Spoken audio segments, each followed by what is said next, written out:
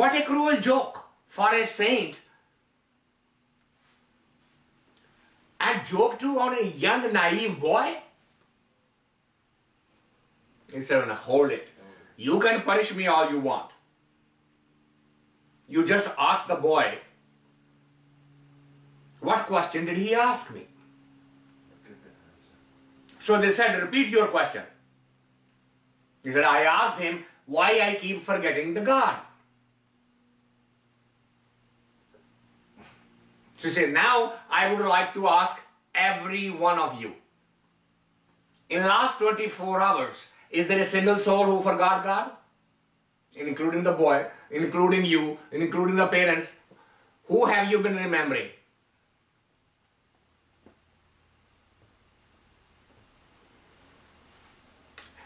That was the answer to his question. It is not the God you are forgetting. It is your death you are forgetting. If you remember that you have a limited time on this place and someday you are going to go, and you remember your death, God cannot be forgotten if you remember your death. And death you hear about every moment of your life. You read in the papers, you listen on the radio, you hear in the televisions, and you see in the neighbors. It's all around you. You still forget it. Because you forget your mortality, you forget God. So I told my friend, I said, "Well, if I cannot remember my God, I remember my death. That I may not be here next Wednesday to attend to the same thing. I may not be here next Friday or next Sunday. Because that's unknown.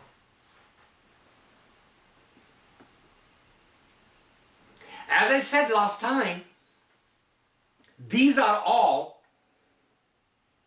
surface level arguments. In the universities, they teach you that the fear should be based on these three conditions. I was listening to a professor giving the lecture to his class. You can also hear on the YouTube, just type in fear of death and you'll find lectures that are given to the sociological classes.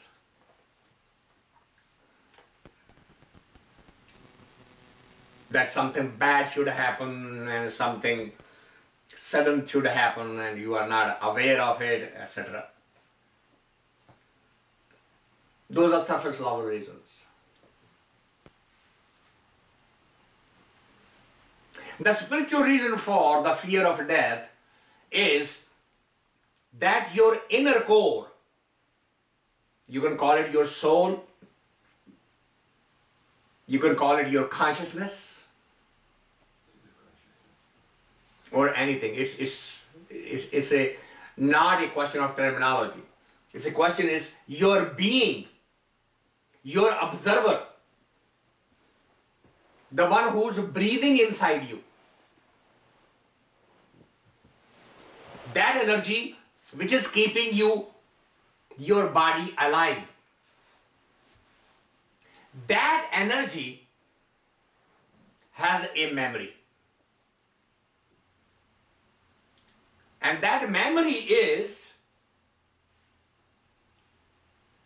of the promise you made for taking this life, taking this body.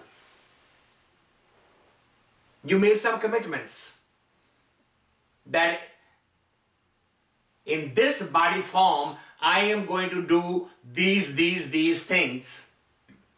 I'm going to pay off these karmic debts.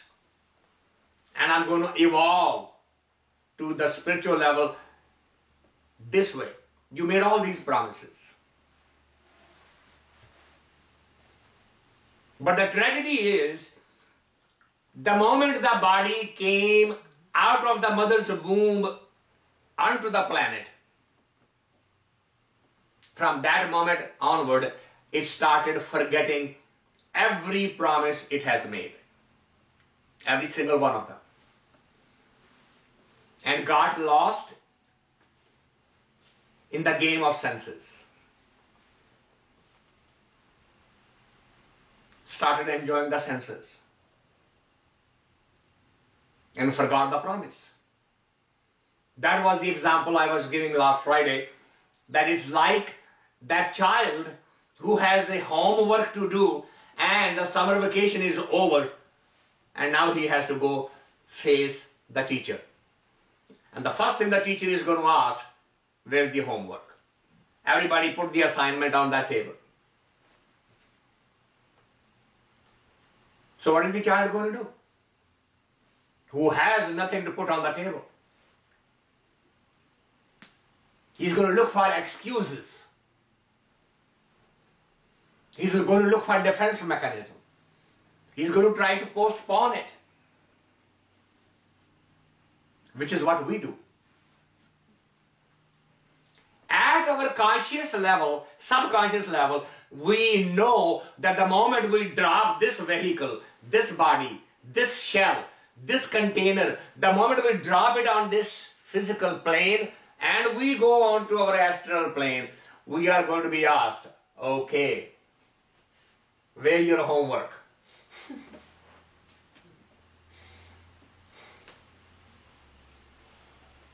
How many promises did you keep? And the answer going to be none.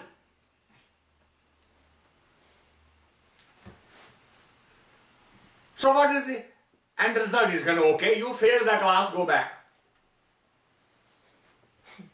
What happens to the student who doesn't do the homework? Right? He doesn't pass that year. The teacher says stay in the same class. We end up taking the same body with the promise that this time I would not forget. And guess what? The moment our mother holds us close to her bosom, we forget everything. And we start enjoying the senses, the play of the senses.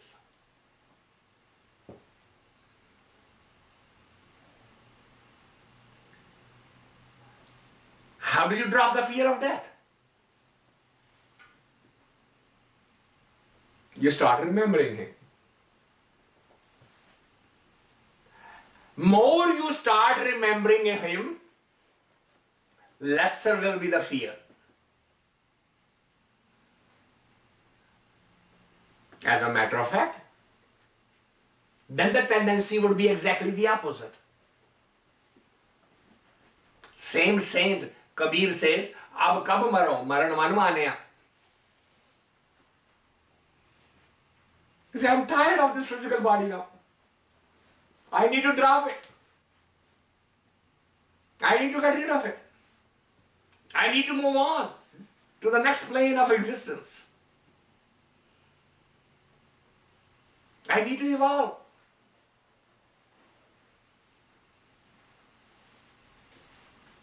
For the soul, it is literally a confining jail.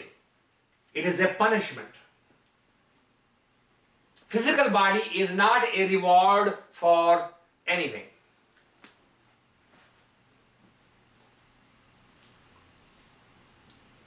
It is a school. It is going to the university to learn how to go beyond the bondage of the senses. So the senses have two functions. Either you can transcend it or you can enjoy it. You cannot do both. You can say, why can't I have my pleasure of the sense and then get rid of it?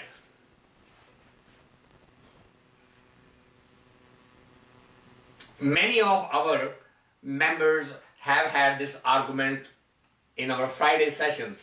Why can't I grow when I'm happy and enjoying? Remember the discussion?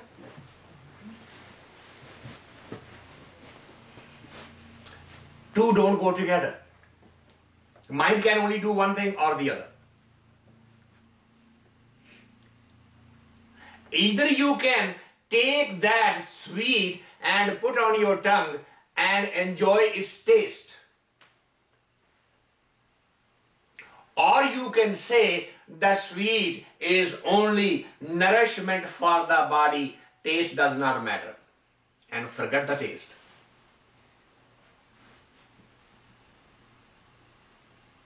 You can't do both at the same time. That's not the design of life. You are fighting a losing battle. I am going to enjoy the senses and I am going to grow spiritually. Not going to happen. I'm going to enjoy my world because I have this flesh. I have my sight, I have my taste, I have my hearing. I am going to enjoy my touch of my skin, the beauty through the eyes, the music through the ear, food through the tongue, the smell through the nose.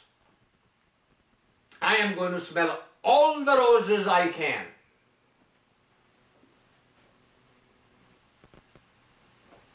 You cannot teach the nose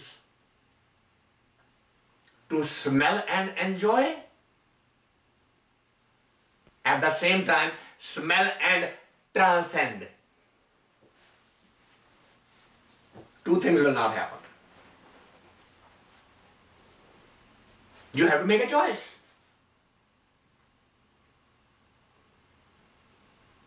Now you might say, if we do that,